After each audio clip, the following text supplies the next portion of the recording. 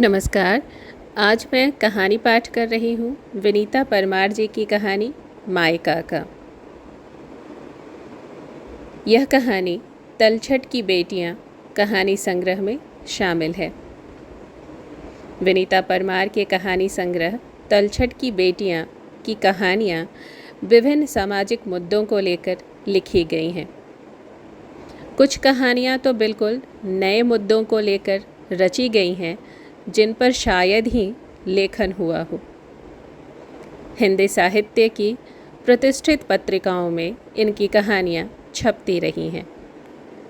कथानक में विविधता और नवीन सृजन दृष्टि की वजह से इन कहानियों को अवश्य पढ़ा जाना चाहिए। कहानी मायका। अरे 4:30 बज गए, मेरी नींद नहीं खुली। शैली हड़बड़ी में उठी। आज मेरा क्या होगा? अचानक से छुट्टी भी नहीं मिलेगी। मुआ, ये अलार्म भी नहीं बजा। भला हो इस देह के अलार्म का जो आधे घंटे देर से ही सही जगा तो दिया। स्कूल नहीं जाने का विचार त्याग कर फटाफट नाश्ता बनाने में लग गई। ये रूटीन हो गया था। अपना नाश्ता, माँ के लिए दोपहर का खाना, सबका इंतज़ाम कर 5:30 बजे सुबह घर से निकलना ही पड़ता था। कार पुलिंग करते थे सब। उतनी सुबह 5 लोग एक जगह जमा होते थे। फिर 35 किलोमीटर की यात्रा। अगर गलती से रेलवे का फाटक बंद हो जाए तब उसके पहुँचने के समय और रोज़ उठने के समय में नेक टू नेक फाइट होती थी। अगर 1-2 मिनट भी देरी की संभावना बनती तो समय और अंतरात्मा की कश्मकश में रोज़ समय पर पहुंच ही जाती थी। नौकरी पर समय से पहुंचने से क्या होता है? दिल घर में ही अटका रहता था। शैली की माँ, जिन्हें वह पिछले साल ओल्ड एज होम से लेकर आई थी, माँ ने उस समय सिर्फ यही कहा था, मुन्ना की बीवी को जाने क्या दुश्मनी है, बंटी, सोनी और हमारे विरसा नगर से दूर इन अनजाने लोगों के बीच में रख दिया। शैली ने अनाथालय में अपने बेटी होने की पुष्टि की थी और माँ को वापस अपने घर लाने का निर्णय लिया था।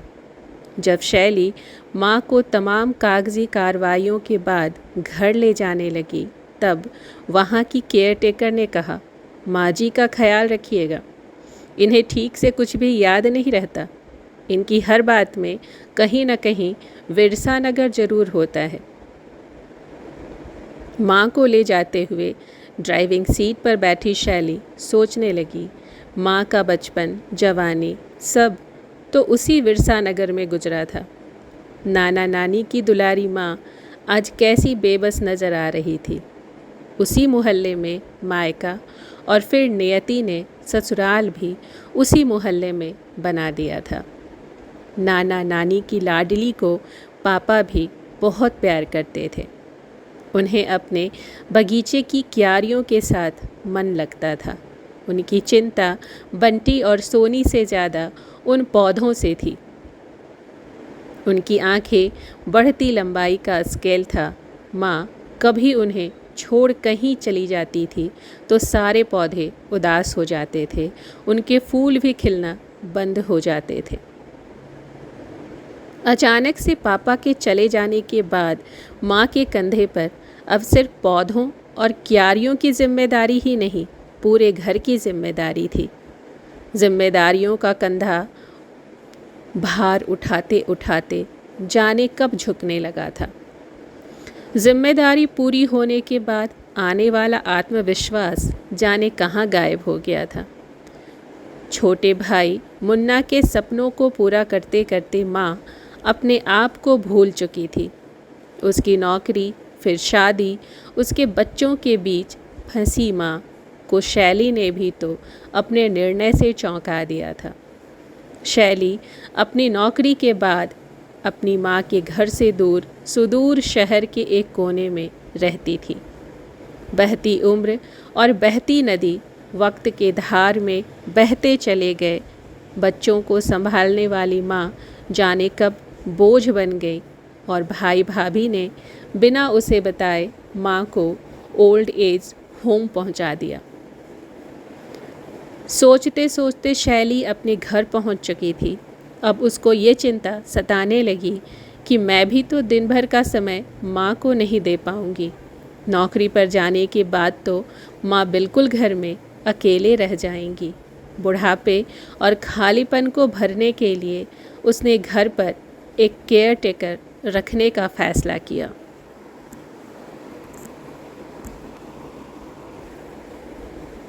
आनन फानन में शैली अपने घर पहुंच चुकी थी और अब केयर टेकर का फैसला उसने किया। माँ अपने काम खुद कर लेती थी, लेकिन किए हुए काम तुरंत भूल जाती थी।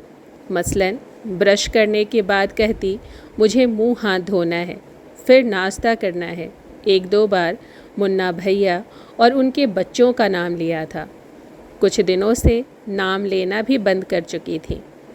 कभी कभार रसोई में भी घुस जाती थी। हमारे बचपन की पसंद की चीज़ें बना देती थी और कभी कभी शैली की चोटियाँ गूँथने लगती थी। अपने से जुड़े चीज़ों को याद रखने वाली माँ इधर कुछ दिनों से बिल्कुल चुप हो गई थी।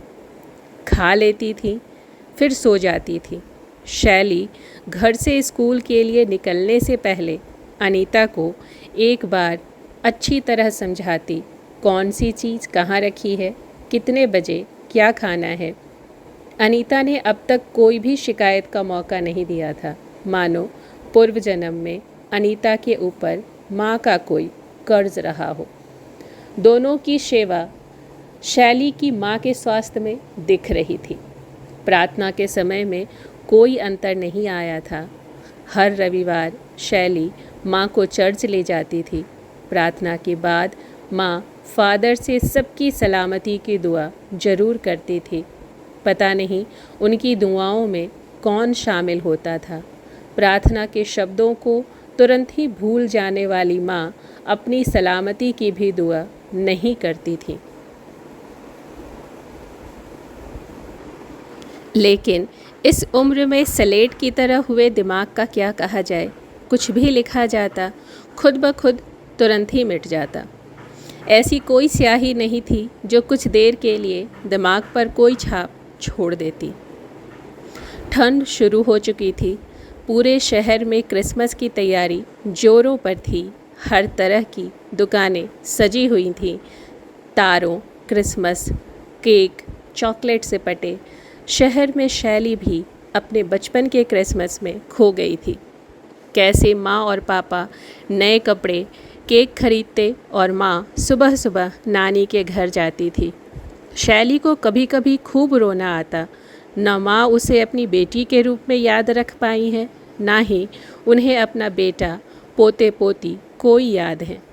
बस खुश इस बात से रहती थी कि माँ अपने पसंदों के साथ हैं, उनकी प्रार्थनाएं कायम हैं। अपनी दौड़ भाग के जीवन में शैली को अपने लिए कोई समय नहीं मिलता था। आज स्कूल से लौटने में थोड़ी देर हो गई। घर में घुसते ही शैली ने अनीता को आवाज़ लगाई। अनीता रोने लगी। उसने कहना शुरू किया, माँ जी को खाना परोस कर वो गुस्ल खाने में चली गई थी। लौट कर आई तो माँ नहीं थी। कुछ दूर जाकर इधर उधर भी देखा, वो कहीं नहीं दिखी। आपको लगातार फ़ोन लगा रही थी। आपका फ़ोन नॉट रीचेबल बता रहा था। अनीता अपनी बात कहे जा रही थी और शैली की हालत ख़राब हो रही थी। शैली ने अपने को संयत रखने की कोशिश की। सबसे पहले माँ की तस्वीर के साथ थाने में रिपोर्ट दर्ज कराने गई। रिपोर्ट दर्ज कराते हुए उसे ख्याल आ रहा था, अगर माँ नहीं मिली तो। कभी स्टेशन पर भीख मांगती बुढ़िया उसके सामने नज़र आ रही थी, तो फिर चर्च के सामने वाली पागल। मन के उमड़ते घुमड़ते भावों में हर एक बूढ़े और लाचार में माँ की छवि नज़र आ रही थी। उसने अपने सभी रिश्तेदारों को फ़ोन लगाया। व्हाट्सएप ग्रुपों में फ़ोटो के साथ संदेश साझा कर पूरे शहर में फफीरा हो बावली जैसी होकर माँ को खोजना शुरू किया। रात के 12 बज गए, अब तक कोई खबर नहीं थी। भैया भाभी से कोई बातचीत नहीं होने के बावजूद माँ की खातिर वहाँ भी चली गई।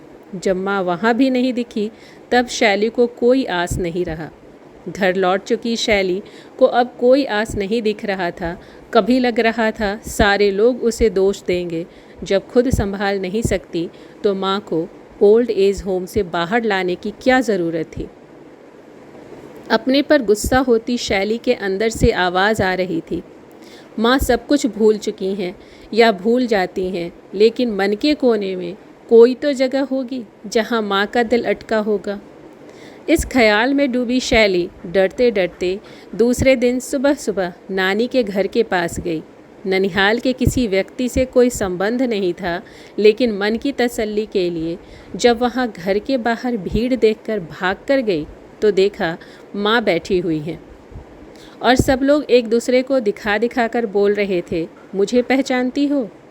वो लगातार सिर हिलाकर कह रही थी, मैं किसी को नहीं जानती। शैली दौड़कर माँ से लिपट गई। वो पूछने लगी, आप यहाँ कैसे आईं? माँ तो शैली को भी नहीं पहचानती थी। ये 20 किलोमीटर दूर कैसे चली आईं? सारी याददाश्त गुम होने के बाद भी माँ के जहन में अपना मायका घूमता रहा। ओल्ड एज होम में भी माँ को सिर्फ एक जगह याद थी, बिरसा नगर। तलछट की बेटियाँ कहानी संग्रह में कथ्य और शिल्प के स्तर पर इस कहानी से बेहतरीन कई कहानियाँ हैं, लेकिन यह कहानी मुझे विशेष प्रिय लगी क्योंकि इस कहानी को पढ़कर मुझे मेरे नाना जी याद आ गए, जो अपने आखिरी वक्त में अपनी बेटियों को, उनके बच्चों को, बेटों को, उनके बच्चों को भूल चुके थे, लेकिन अपनी पत्नी यानी मेरी नानी का नाम नहीं भूले थे और बहुत प्यार से उनका नाम उच्चारित करते थे। विनीता परमार जी को इस खूबसूरत कहानी के लिए हार्दिक धन्यवाद देती हूँ।